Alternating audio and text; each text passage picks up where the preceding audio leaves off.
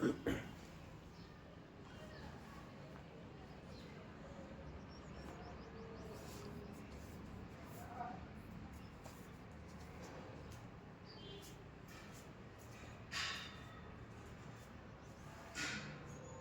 अब अपन बात करते हैं एपिथेलियम टिश्यू के सेकेंड टाइप की, जिसका नाम है क्या, स्ट्रेटिफाइड एपिथेलियम टिश्यू, है ना। स्ट्रेटिफाइड एपिथेलियम टिश्यू के नाम से पता है चल रहा है इसमें कि स्ट्रेटिफाइड का मतलब क्या होता है, मल्टीपल लेयर के अंदर। सिंपल एपिथेलियम टिश्यू में अपन ने क्या देखा था कि इसमें क्या होती है, टिश्यू की जो सेल का जो अरेंजमेंट होता है वो क्या होता है, एक सिंगल लेयर के अंदर होता है। और जो स्ट्रेटिफाइड एपिथेलियम टिश्यू है इसमें क्या होता है, सेल्स का अरेंजमेंट होता है जो मल्टीपल लेयर के अंदर होता है। फॉर एग्जांपल आपको जैसे बताया जाए कि जो ये मेरा हैंड है, ठीक है, तो मेरे हाथ की ये सरफेस है, ये क्या होगी, बेसमेंट मेम्ब्रेन होगी। और अब इसके ऊपर जैसे आपके सिंपल एपिथेलियम टिश्यू में तो क्या हो रहा था कि इस हिसाब से अरेंजमेंट थे एक सिंगल लेयर के अंदर, बट वहीं पे क्या होगा स्ट्रेटिफाइड एपिथेलियम में इस हिसाब से क्या होगा, मल्टीपल लेयर्स के अंदर, सेवरल लेयर के अंदर क्या होगा, इसका अरेंजमेंट होगा, किसका, सेल का, ठीक है। देन उसके बाद अपन बात करते हैं कि जो सेल का अरेंजमेंट होगा तो इसमें क्या होगा, अलग अलग लेयर में क्या सर कि सेम टाइप सेम स्ट्रक्चर की या सेम शेप की सेल रहेगी, बोले नहीं सर, इसमें क्या होगा, हर प्रकार की अलग अलग लेयर में जब मल्टीपल लेयर के अंदर अरेंजमेंट हो रहा है आपके सेल का, तो हर लेयर की सेल की शेप डिफरेंट डिफरेंट होगी, है ना। तो डिफरेंट डिफरेंट शेप की सेल मल्टीपल लेयर्स के अंदर अरेंज होके, है ना, जो ग्रुप बना रही है उस ग्रुप को क्या बोल रहे हैं अपन, स्ट्रेटिफाइड एपिथेलियम टिश्यू, है ना। तो एक देख लीजिए, consist of the several layer of the cell of various shape, है ना, cell of the various shape मतलब क्या, अलग अलग शेप की सेल मिलके और मल्टीपल लेयर बना रही है ना। हाँ, continuously division in the base layer push cell the nearer to nearer, है ना, and nearer to nearer surface. इसमें ये बोल रहा है कि सर जो बेसमेंट मेम्ब्रेन के पास जो सबसे बेसिक, ठीक है, मान लो कि ये बेसमेंट मेम्ब्रेन है और ये सबसे पहला अरेंजमेंट है, सबसे पहली लेयर है सेल्स की, ठीक है। जो ये सेल्स की जो ये लेयर है इसमें क्या होता है कि जो बेसमेंट मेम्ब्रेन से फर्स्ट लेयर है ना, अटैच है, उस लेयर के अंदर फ्रीक्वेंटली या कंटिन्यूअसली क्या होता रहेगा, सेल डिवीजन होता रहेगा। सेल डिवीजन होता रहेगा तो सेल्स की नंबर्स में ग्रोथ होती रहेगी, ठीक है। अब अगर कोई चीज यहाँ से कंटिन्यूअसली ग्रोथ होकर बढ़ रही है, ठीक है, उसके नंबर्स में इंक्रीजमेंट हो रहा है, तो वो क्या होगी कि धीरे धीरे ऊपर की तरफ ग्रोथ करेगा, ठीक है। तो अब जैसे धीरे धीरे ऊपर की, तो मतलब क्या होगा कि उसके एक के ऊपर एक लेयर का अरेंजमेंट होता जाएगा, ठीक है। अब जैसे जैसे ऊपर लेयर का अरेंजमेंट होगा, ठीक है, तो उससे क्या होगा कि नीचे वाली सेल तो अपने शेप में रहेगी, बट क्या हुआ कि जैसे जैसे नंबर इंक्रीज होते जा रहे हैं तो ऊपर से प्रेशर आ रहा है, ठीक है, नीचे से नंबर ग्रोथ हो रहे हैं, तो वो क्या होगा, जो बीच की सेल होगी वो क्या होने लग जाएगी, चपटी या फ्लैटेड होने लग जाएंगी, ठीक है। और लास्ट में जाते जाते जाते जाते जो लास्ट की लेयर आएगी, ठीक है, वो क्या होगी, एक शेड बन जाएगी उसकी, है ना।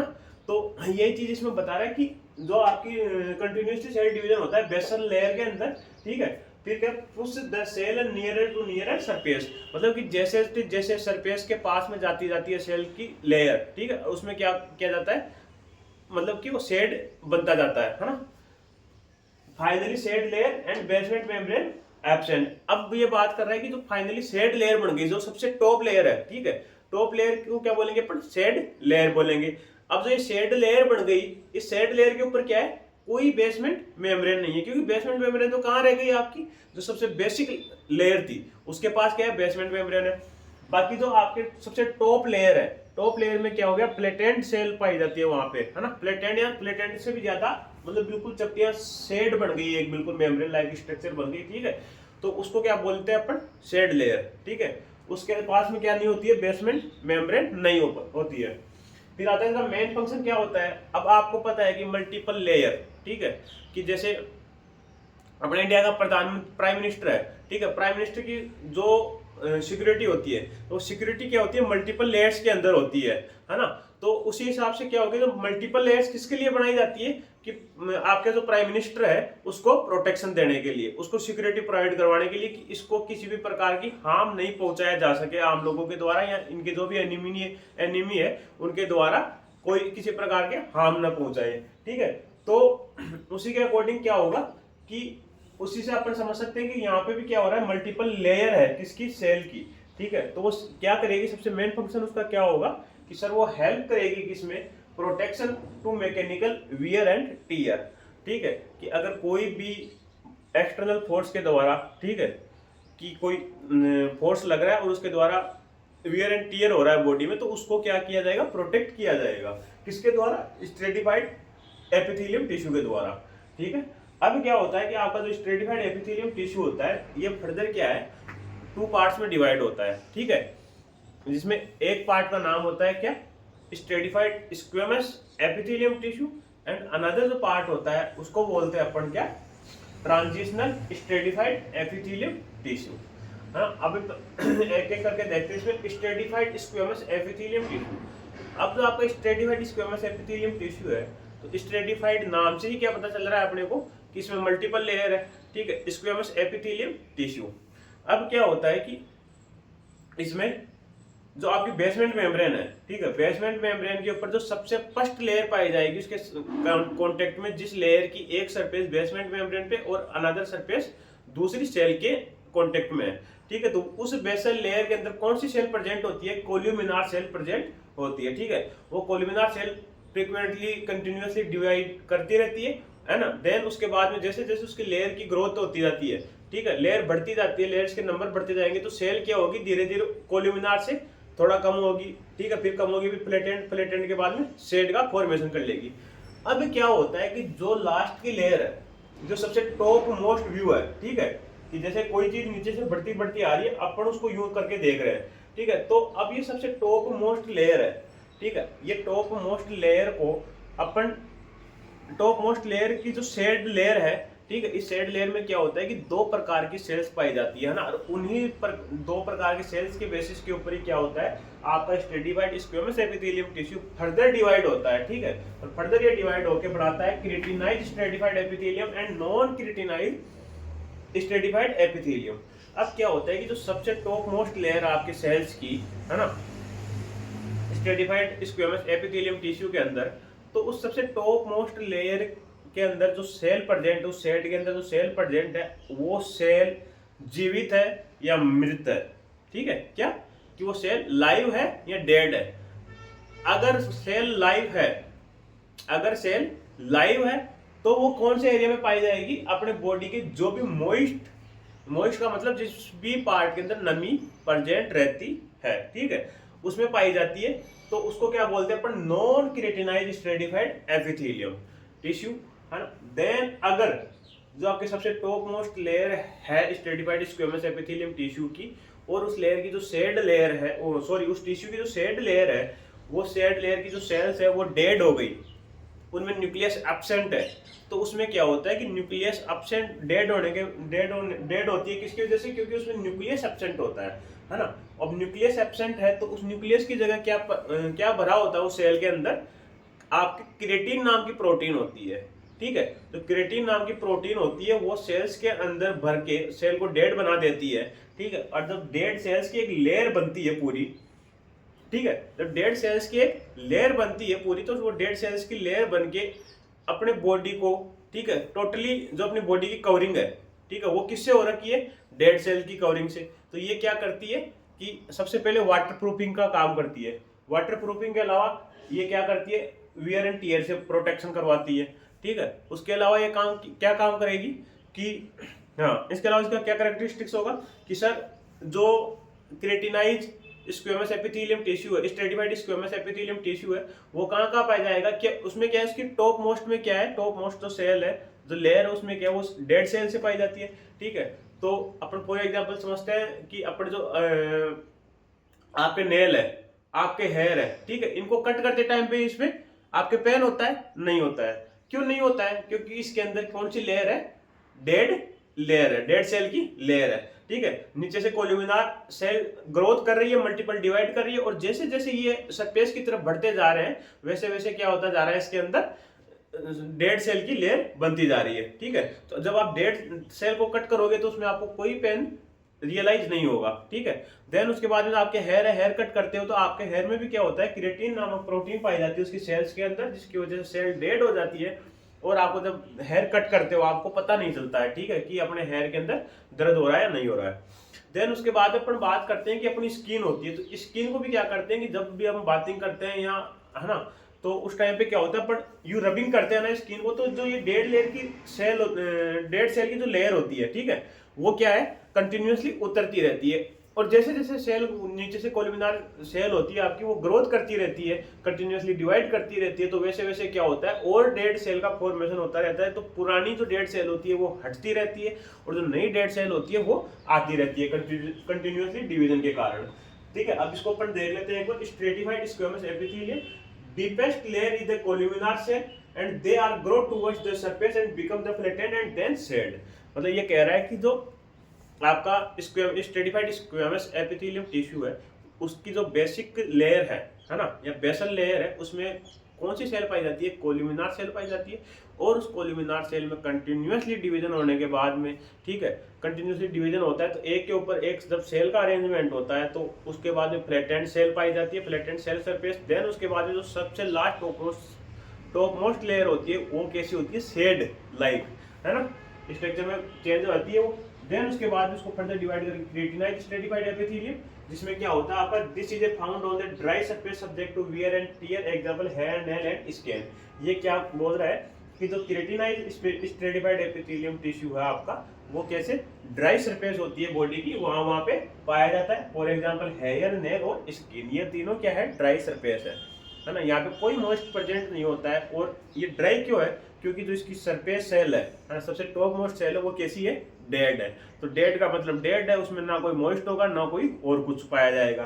ठीक है, उस वजह से क्या होती है, ये डेड सेल पाई जाती है। It consist of the dead epithelium tissue, cell dead, nucleus absent and keratin protein present होती है। इसमें क्या होता है कि जो आपकी टॉप मोस्ट सरफेस होती है, वो सेल डिवाइड, उस सेल में क्या होता है, न्यूक्लियस एब्सेंट होता है, जिसकी वजह से सेल डेड हो गई। और जब न्यूक्लियस एब्सेंट है, तो उसकी जगह कौन सा सब्सटेंस भरा होता है, एक प्रोटीन भरी होती है। उस प्रोटीन का क्या नाम है, केराटिन प्रोटीन। अब आप कहीं भी अगर केराटिन प्रोटीन का नाम सुनो, तो उस नाम से ही मतलब समझ जाना कि यहाँ पे जो भी सेल है वो क्या है, डेड है। ठीक है, उसके बाद make a rough waterproof surface, skin layer are the rubbed replace with the below layer. तो ये वही बात अभी आपको बताया था कि जो आपकी स्किन होती है, ठीक, आप इसको जैसे जैसे रब करते रहोगे, तो ये स्किन की लेयर उतरती रहेगी, डेड सेल की लेयर, और जो नीचे से जो फ्रीक्वेंटली डिवाइडेशन के बाद में फ्लैटेंड लेयर बनेगी, ठीक है, तो वो नई डेड सेल क्या करेगी, उसकी पैलेस को रिप्लेस करती रहेगी। ठीक है, देन अपन बात करते हैं नॉन केराटिनाइज्ड स्ट्रेटिफाइड एपिथेलियम की। ये protect to moist surface subject to wear and tear and prevent to dry out. ठीक है, कि ऐसी सरफेस जहाँ पे क्या हो, मॉइस्ट प्रेजेंट रहता है, वहाँ पे कौन सा आपका पाया जाता है, keratin, non keratinized stratified epithelium tissue, है ना। तो ये क्या काम करता है, वहाँ पे वियर एंड टियर से प्रोटेक्शन करता है। देन उसके बाद में, और देन ये क्या करेगा कि टियर एंड सॉरी, ये क्या मॉइस्ट प्रोवाइड करवाएगा, है ना, मॉइस्ट भी प्रोवाइड करवाता रहता है। उस स्पेस सरफेस को क्या करेगा, ये ड्राइंग होने से बचाएगा।